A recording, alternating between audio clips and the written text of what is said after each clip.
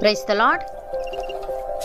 ఈరోజు దేవుని వాగ్దానము, మీరు గొర్రెల వలె దారి తప్పిపోతిరు గాని ఇప్పుడు మీ ఆత్మల కాపరియు అధ్యక్షుడునైనా ఆయన వైపునకు మళ్ళీ ఉన్నారు. పేతురు రాసిన మొదటి పత్రిక 2వ అధ్యాయము 25వ వచనము. సహోదరి సహోదరులారా, ఈ వాక్యం క్రైస్తవుల జీవిత మార్పును, పాపస్థితి నుండి రక్షణ స్థితికి వచ్చిన మార్గాన్ని వివరిస్తుంది. ఇక్కడ మీరు గొర్రెల వలె దారి తప్పిపోతిరి అని వ్రాయబడింది. అనగా గొర్రెలు స్వయంగా దారి కనుగొనలేవు, వాటికి కాపరి అవసరం. దారి తప్పితే అవి ప్రమాదంలో పడతాయి. మనిషి కూడా దేవునితో సంబంధం లేకుండా ఉన్నప్పుడు జీవిత దారిని కోల్పోతాడు, పాపంలో ఇరుక్కుంటాడు, ఆధ్యాత్మికంగా చచ్చిపోతాడు. యేసు లేకుండా జీవించడం అంటే అది దారి తప్పిన జీవితం. అలాగే ఇప్పుడు మీ ఆత్మల కాపరియు అధ్యక్షుడునైన ఆయన వైపునకు మళ్ళీ ఉన్నారని వ్రాయబడింది. ఇక్కడ ఆత్మల కాపరి అంటే మన ఆత్మకు రక్షణ కలిగించేవాడు. అలాగే అధ్యక్షుడు అంటే మనకు దారి చూపించేవాడు లేదా నాయకత్వం వహించేవాడు. ఇప్పుడు మనం ఆయన వైపు తిరిగాము కాబట్టి ఆయన మనకు దారి చూపిస్తాడు, కాపాడతాడు, మన జీవితాన్ని అర్థవంతంగా మారుస్తాడు. ఉదాహరణకు పౌలు ఒకప్పుడు అనగా సౌలుగా ఉన్నప్పుడు క్రైస్తవులను హింసించేవాడు, దేవుని మార్గం నుండి పూర్తిగా దారి తప్పినవాడు. కానీ దేవుడు అతన్ని మార్చాడు.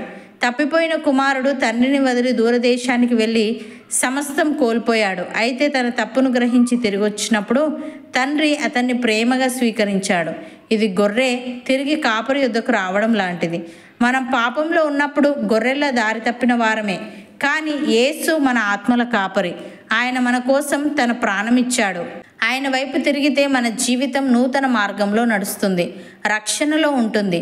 భక్తుడు ఈ విధంగా అంటున్నాడు, గొర్రెల గొప్ప కాపరి అయిన యేసు అను మన ప్రభువును, నిత్యమైన నిబంధన సంబంధమగు రక్తమును బట్టి మృతులలో నుండి లేపిన సమాధానకర్తయగు దేవుడు యేసుక్రీస్తు ద్వారా తన దృష్టికి అనుకూలమైన దానిని మనలో జరిగించుచు ప్రతి మంచి విషయంలోనూ తన చిత్త ప్రకారము చేయుటకు మనలను సిద్ధపరచునుగాక.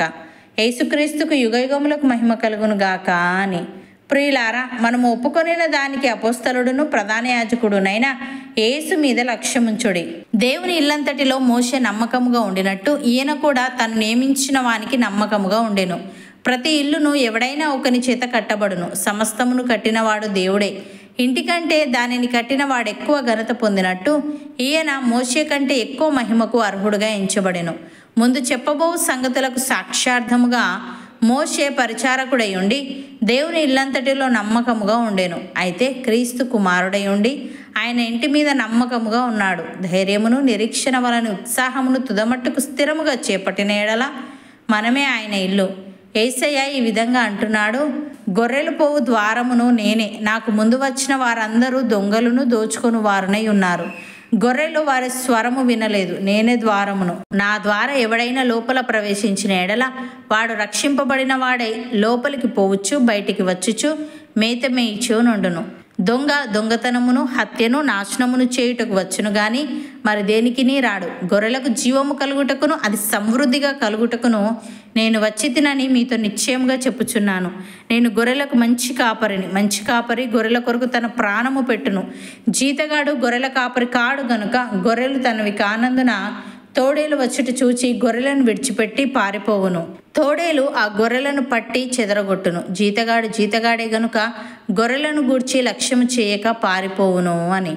సహోదరి సహోదరులారా, మనం ఇక మీదట పసిపిల్లలమై ఉండి మనుష్యుల మాయోపాయముల చేత వంచనతోనూ తప్పు మార్గమునకు లాగు కుయుక్తితోనూ గాలికి కొట్టుకొని పోవునట్లు కల్పింపబడిన ప్రతి ఉపదేశమునకు ఇటు అటు కొట్టుకొని పోవచ్చు, అలల చేత ఎగురగొట్టబడిన వారమైనట్లుండగా ప్రేమ కలిగి సత్యము చెప్పుచు క్రీస్తు వలె ఉండుటకు మనం అన్ని విషయములలో ఎదుగుదము.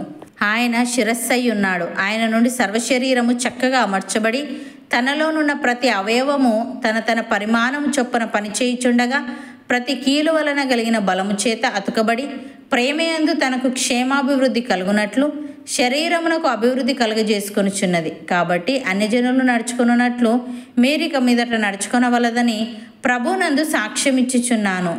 అవును అన్నవారు నాతో పాటు ప్రార్థనలో ఏకీభవించండి.